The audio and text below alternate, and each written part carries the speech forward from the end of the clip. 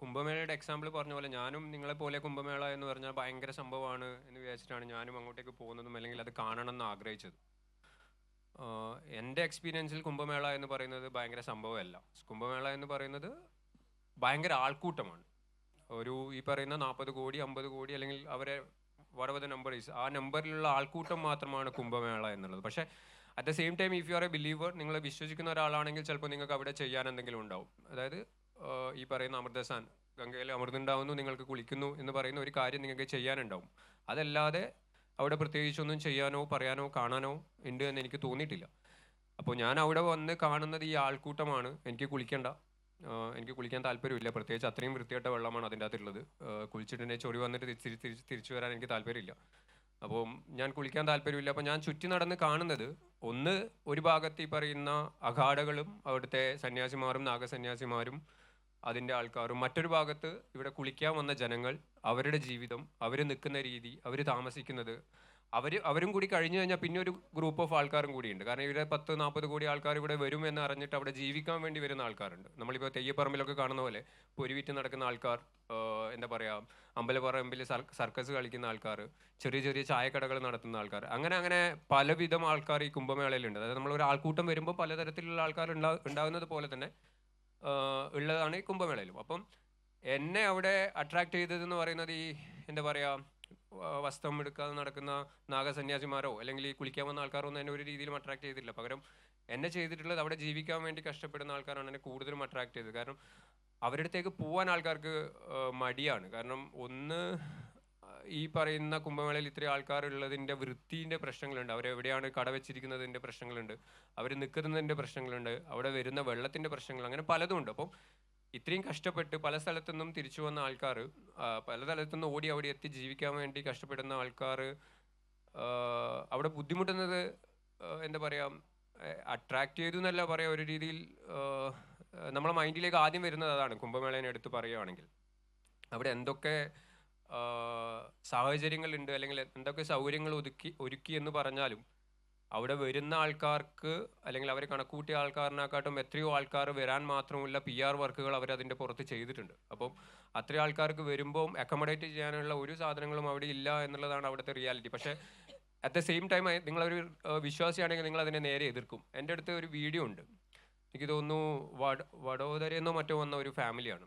അവർ കിടക്കുന്നത് ഈ ഒരു മരത്തിൻ്റെ ചോട്ടിൽ, എന്താ പറയുക, ഒരു 10,000 ആൾക്കാരുണ്ടാവും ആ മരത്തിൻ്റെ ചുവട്ടിൽ. ഒരു എന്താ പറയുക, ഒരു ടെൻറ്റിൻ്റെ അടിയിൽ ഇതേപോലെ പോലും ഇല്ല, അതിൻ്റെ അടിയിൽ ഇങ്ങനെ നിലത്ത് വിരിച്ച് കിടക്കുവാണ്. അവരപ്പോഴും പറയുന്നത് എന്താ പറയുക, രാഷ്ട്രീയമാണ്. അവരപ്പോഴും പറയുന്നത് നരേന്ദ്രമോദി കീ ജയ്, നമ്മുടെ എന്താ പറയുക, യോഗി കീ ജയ് എന്നുള്ളതാണ്. അവർ കിടക്കുന്നത് നിലത്ത്, ഈ പറയുന്ന ഇതിലും മോശമുള്ള ഒരു സിറ്റുവേഷനിൽ അവർ കിടക്കുന്നത്.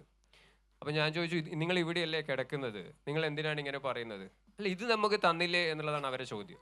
അപ്പം ഞങ്ങൾ കേരളത്തിൽ അറിയുന്നത് എന്താ, അവർക്കൊക്കെ കിടക്കാനും താമസിക്കാനും ഭക്ഷണവും മറ്റുള്ള സൗകര്യങ്ങൾ ഒരുക്കി എന്നുള്ളതാണ് അവരെ PR വർക്കിൽ പറയുന്നത്. പക്ഷെ നമ്മൾ നേരെ പോയി കാണുന്നത് നേരെ തിരിച്ചിട്ടുള്ളതാണ്. അതായത് നമ്മളെ ഗംഗേൻ്റെ കരയിൽ അവിടെ പുല്ലിട്ടിട്ടുണ്ട് കുറേ, ആ പുല്ലിൻ്റെ അതാണ് ആൾക്കാർ കിടക്കുന്നത്. ഇപ്പോൾ സ്റ്റാമ്പേഡ് ഉണ്ടായത് അതേപോലത്തെ സിറ്റുവേഷൻ്റെ പുറത്താണ്.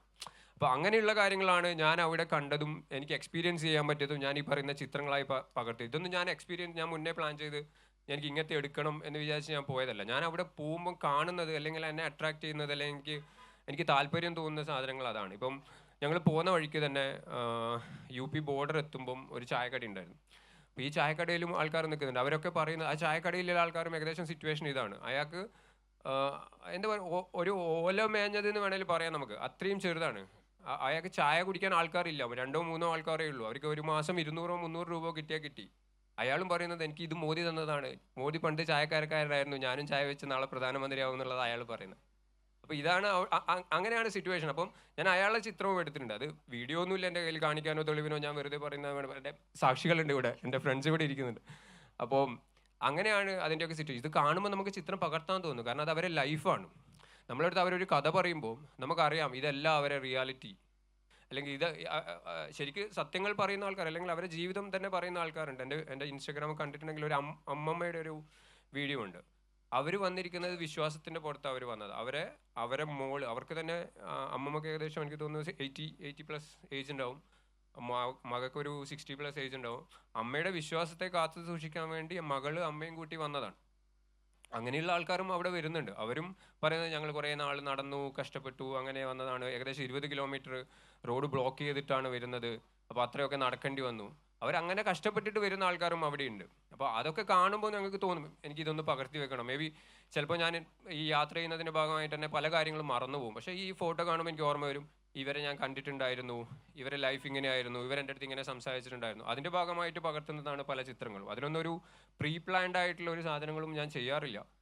എനിക്ക് കാണുമ്പോൾ അത് പകർത്തണം തോന്നുന്നുണ്ട്. അതേസമയം ചിലത് നമ്മൾ ചെയ്യണ്ട എന്ന് വിചാരിക്കുന്ന കാര്യങ്ങളുണ്ട്.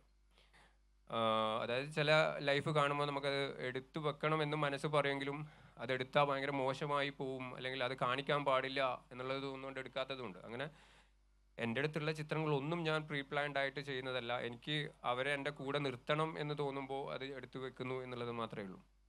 ഇതൊരു ജേർണലിസ്റ്റിക് സ്പിരിറ്റ് കൂടിയാണ് വിനീത്.